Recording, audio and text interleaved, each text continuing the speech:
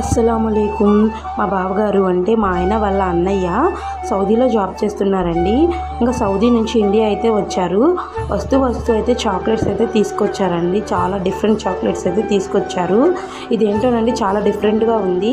మన కాళ్ళకు కట్టుకుంటాం కదా గజ్జలు, ఆ టైప్లో ఉంది. ఇదేంటో ఇది షుగర్ పేషెంట్స్కి మంచిదని చెప్పారు మా బావగారు అయితే.